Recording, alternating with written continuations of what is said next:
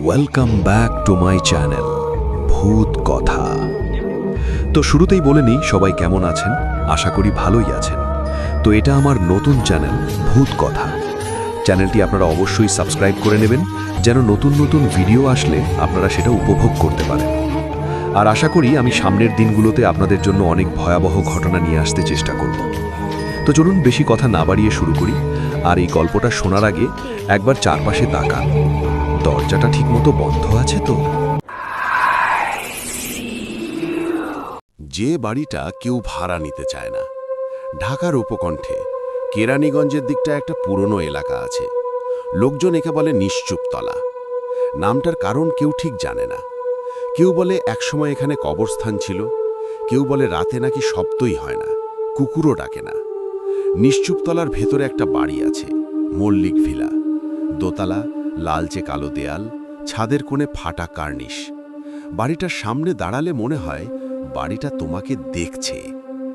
এই বাড়িতেই 2016 সালে ভাড়া নিতে আসে আরিফ হোসেন। আরিফ তখন 29 বছরের তরুণ, পেশায় গ্রাফিক ডিজাইনার। সাথে তার স্ত্রী নাজনীন আর 6 বছরের মেয়ে রাইসা।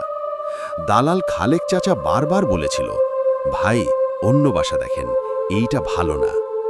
আরিফ হেসে বলেছিল, চাচা ভয় টয় আমি মানি না।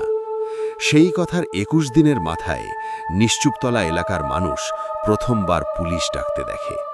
প্রথম রাত মল্লিক ভিলায় প্রথম রাতেই অদ্ভুত ব্যাপার শুরু হয়।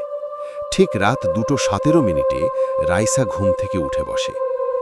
নাজনীন জিজ্ঞেস করে, কি হয়েছে মা? রাইসা ফিসফিস করে বলে, আম্মু, দেয়ালের ভেতরে কি যেন কাঁদছে। আরিফ হাসে, ইঁদুর হবে। কিন্তু সমস্যা একটাই, ওই দেয়ালের পেছনে কোনো ঘরই নেই, ওটা বাইরের দেয়াল। সেই রাতে আরিফ প্রথমবার স্বপ্ন দেখে। স্বপ্নে সে দেখে মল্লিক ভিলার নিচে একটা ঘর, ঘরের মাঝখানে লোহার খাঁচা, খাঁচার ভেতরে মানুষ না, কিছু একটা। আর সেই কিছুটা ফিসফিস করে বলে, যাদের আমাকে নাম ধরে কেউ আর রেখেছে। উচ্চারণ করে না। যে রাতটা পুলিশও ঢুকতে চায়নি। মল্লিক ভিলা খালি পাওয়ার পর প্রথম পুলিশ আসে এসআই রফিকুল ইসলাম। তার সাথে ছিল কনস্টেবল শওকত আর মিজান। রাত 11:45 তারা বাড়িতে ঢোকে। ভেতরে ঢুকেই শওকত বলে ওঠে, স্যার, গন্ধটা পাচ্ছেন? রফিক নাকে হাত দেয়। গন্ধটা পচা মাংসের না, রক্তেরও না। গন্ধটা ছিল পুরনো বন্ধ ঘরের নিঃশ্বাসের মতো।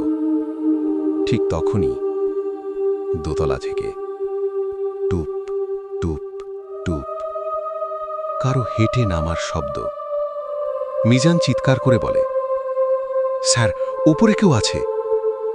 রফিক টর্চ চালিয়ে তাকায়। সিঁড়ির মাঝখানে একটা বাচ্চা মেয়ে দাঁড়িয়ে। মুখটা অস্বাভাবিকভাবে লম্বা, চোখের পাতা নেই। মেয়েটা খুব ধীরে বলে, আম্মু আমাকে ডাকছে। পরের 3 মিনিট কি হয়েছিল পুলিশ রিপোর্টে নেই, কিন্তু সত্যিটা এলাকার লোক জানে। সেই রাতের পর শওকত আর মিজান আর কথা বলেনি, কখনোই না। গিরীন্দ্রনাথ কেন আত্মা বাঁধত, এই গল্পটা সামনে আসে একজন লোকের কারণে। শশীভূষণ সেন, বয়স 84, একসময় গিরীন্দ্রনাথের শিষ্য ছিল। লোকটা এখন থাকে চক্রবর্তী লেনের শেষ বাড়ি, একটা একঘরে অন্ধকার ঘরে।